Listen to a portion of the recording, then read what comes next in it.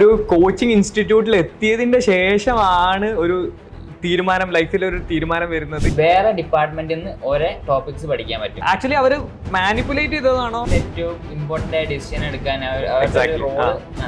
നമ്മളൊരു സാധനം പഠിക്കാൻ പോകുമ്പോൾ എല്ലാവരും ചോദിക്കുന്ന ഒരു ചോദ്യം എന്താ വെച്ചാൽ, ഇതിന് സ്കോപ്പ് ഉണ്ടോ? നിങ്ങളൊരു കോച്ചിങ് ഇൻസ്റ്റിറ്റ്യൂട്ട് ചൂസ് ചെയ്യുന്നത് എന്താ വെച്ചാൽ കറക്റ്റ് ഗൈഡൻസ് കിട്ടി കഴിയുമ്പോൾ നിങ്ങൾക്കൊരു ധാരണ ഉണ്ടായിരിക്കും. വർക്ക് ചെയ്യാൻ പോവുകയാണെങ്കിൽ ഓരോ കമ്പനി ഹയർ ചെയ്യുക, അത് IT കമ്പനി ഹയർ ചെയ്യുക, ഒരു സ്കില്ലുള്ള ഒരാൾ ഹയർ ചെയ്യില്ല. Hi all, welcome to Dopa turning point.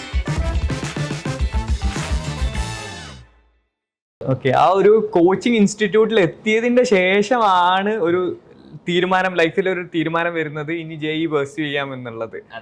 Actually അവര് മാനിപ്പുലേറ്റ് ചെയ്തതാണോ അല്ലെങ്കിൽ അവർ കറക്റ്റ് ആയിട്ട് ഗൈഡ് ചെയ്തതാണോ? മാനിപ്പുലേഷൻ എന്ന് പറയാൻ പറ്റില്ല, കാരണം അത് ഗൈഡൻസ് മാത്രമേ പറയാൻ പറ്റുള്ളൂ. ഓക്കെ, നമ്മളെ ലൈഫിൽ ഏറ്റവും ഇമ്പോർട്ടന്റ് ആയ ഡിസിഷൻ എടുക്കാൻ അവരുടെ റോള് നല്ലതായിരുന്നു. പാരന്റ്സിന്റെ റോളായാലും ഞാൻ പോയ ഇൻസ്റ്റിറ്റ്യൂട്ട് റോളായാലും ഭയങ്കര വലുത് തന്നെയായിരുന്നു. നമ്മളിപ്പോൾ എന്താണ് ഇനി ചെയ്യാന്നുള്ള ഒരു ഹാർട്ടിൽ നിൽക്കുമ്പോൾ ഓക്കെ ഇങ്ങനെ ഒരു ഓപ്ഷൻ ഉണ്ട്, ഇത് എടുത്താൽ നല്ലതായിരിക്കും എന്നൊക്കെ പറഞ്ഞ് ഓക്കെ അത് പേഴ്സ്യൂ ചെയ്യാം. ഇതിനെ പറ്റി നല്ലോണം പറഞ്ഞു തന്ന് ഒരു അവയർനെസ് തന്നു എങ്ങനെയാണ് കാര്യങ്ങൾ എന്നൊക്കെ. അപ്പം ഒരു നല്ല റോള് വഹിച്ചിട്ടുണ്ട്. ഇത് തന്നെയാണ് നമ്മുടെ സ്റ്റുഡൻസിന്റെ അടുത്തും പറയാറുള്ളത്. എന്താണെന്ന് വെച്ചാൽ നിങ്ങളൊരു കോച്ചിങ് ഇൻസ്റ്റിറ്റ്യൂട്ട് ചൂസ് ചെയ്യുന്നത് എന്താണെന്ന് വെച്ചാൽ കറക്റ്റ് ഗൈഡൻസ് കിട്ടി കഴിയുമ്പോൾ നിങ്ങൾക്കൊരു ധാരണ ഉണ്ടായിരിക്കും ഇതെങ്ങനെയാണ് പഠിക്കുന്നത്, ഇത് പഠിച്ചുകൊണ്ട് എന്തെങ്കിലും ഗുണമുണ്ടോ എന്ന്. ആദ്യം ഫസ്റ്റ് പറഞ്ഞ കാര്യമാണ് ഇതിൽ ഏറ്റവും വലിയൊരു പോയിന്റ് എന്ന് വെച്ചാൽ, നമ്മളൊരു സാധനം പഠിക്കാൻ പോകുമ്പോൾ എല്ലാവരും ചോദിക്കുന്ന ഒരു ചോദ്യം എന്താ വെച്ചാൽ, ഇതിന് സ്കോപ്പ് ഉണ്ടോ, ഇത് പഠിച്ചിട്ട് കാര്യമുണ്ടോ എന്നുള്ളൊരു സാധനമാണ്. ആ ഒരു സ്കോപ്പിനെ കുറിച്ചിട്ട് എന്താണ് അപ്പൊ പറയാനുള്ളത്? സ്കോപ്പ് എന്ന് പറഞ്ഞാൽ ഫസ്റ്റ് പറഞ്ഞില്ലേ, നമ്മളെപ്പോഴും ഒരു എന്തായാലും നമ്മൾ കരിയർ മുന്നോട്ട് കൊണ്ടുപോകണം. ലൈക്ക് വീട്ടിൽ നിന്നൊരു കാര്യമില്ലല്ലോ. അപ്പോൾ കരിയർ മുന്നോട്ട് കൊണ്ടുപോകണം എന്നുള്ള ഒരു പ്രീമിയർ ഇൻസ്റ്റിറ്റ്യൂട്ട് പഠിക്കാൻ എപ്പോഴും ശ്രമിക്കാം.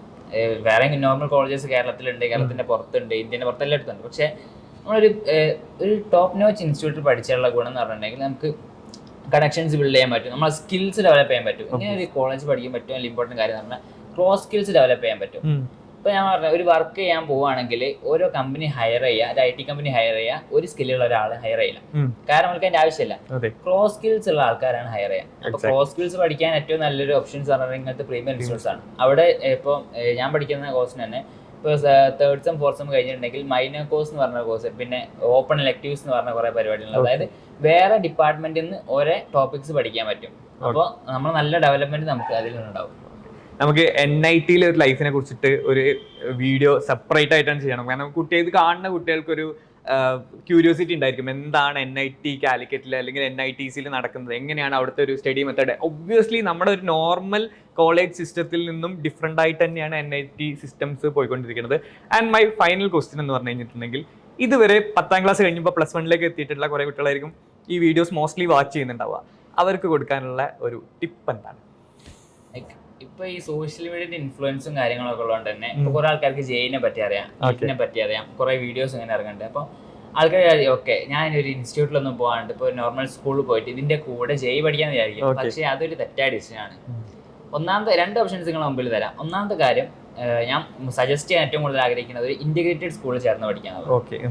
അതാകുമ്പോൾ ഒന്നും കൂടി JEE പറഞ്ഞ അല്ലെങ്കിൽ ഏതാണ് നീറ്റാണെന്ന് നോക്കണമെങ്കിൽ കോമ്പറ്റീറ്റീവ് ആയിട്ട് ആ ഒരു ഓറിയന്റേഷനിൽ നിങ്ങൾക്ക് മുന്നോട്ട് പോകാൻ പറ്റും. അത് എക്സാംസിന് വളരെയധികം ഹെൽപ്ഫുൾ ആവും. രണ്ടാമത്തെ ഓപ്ഷൻ എന്ന് പറഞ്ഞിട്ടുണ്ടെങ്കിൽ ഏതെങ്കിലും ഒരു കോച്ചിങ് ഇൻസ്റ്റിറ്റ്യൂട്ട് ചേർന്നിട്ട് സ്കൂളിന്റെ കൂടെ ഇത് കൊണ്ടുപോകാം. അതായത് സ്കൂളിനേക്കാളും ഇമ്പോർട്ടൻസ് JEEക്കോ അല്ലെങ്കിൽ NEETനോ കൊടുത്തിട്ട് അതിന്റെ കൂടെ തന്നെ കൊണ്ടുപോകാൻ ശ്രമിക്കാം. അങ്ങനെ ആകുമ്പോൾ ഈ പെട്ടെന്ന് കോമ്പറ്റീറ്റീവ് എക്സാംസ് നമുക്ക് ക്രാക്ക് ചെയ്യാൻ പറ്റും.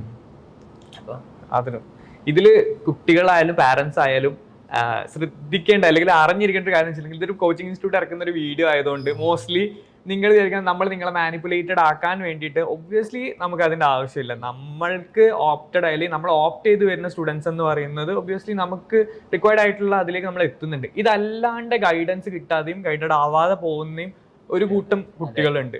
ഇപ്പം ഈസിലി പറഞ്ഞാൽ 10ാം ക്ലാസ് കഴിഞ്ഞ് മാർക്ക് ഉണ്ടെങ്കിൽ സയൻസ് എടുക്കാം എന്ന് ചുമ്മാ വിചാരിക്കുന്ന ആൾക്കാരുണ്ട്, ഒരു ഗൈഡൻസും ഇല്ല. ശരിക്കും അങ്ങനെ എടുത്ത് വന്നിട്ട് ഒരു കോച്ചിങ് ഇൻസ്റ്റിറ്റ്യൂട്ട് ചേർന്ന് കഴിഞ്ഞിട്ടുണ്ടെങ്കിൽ അവിടുന്ന് പ്രോപ്പർ ആയിട്ടുള്ള ഗൈഡൻസ് കിട്ടിക്കഴിഞ്ഞാൽ അത് നമ്മുടെ ലൈഫ് തന്നെ വലിയൊരു ടേണിംഗ് പോയിന്റ് ആയിരിക്കും. നമുക്ക് മനസ്സിലാവും. അതെ, നമുക്ക് അതിന്റെ ഡിഫറൻസ് നമുക്ക് ഫീൽ ചെയ്യും. ലൈക്ക് ഒരു ഡിസിഷൻ എടുത്തതിന് ശേഷം അതിന്റെ മുമ്പുള്ളത്. So that's it. So this is Adi and Harislan signing off from Dopa Turning Point. See you in the next episode.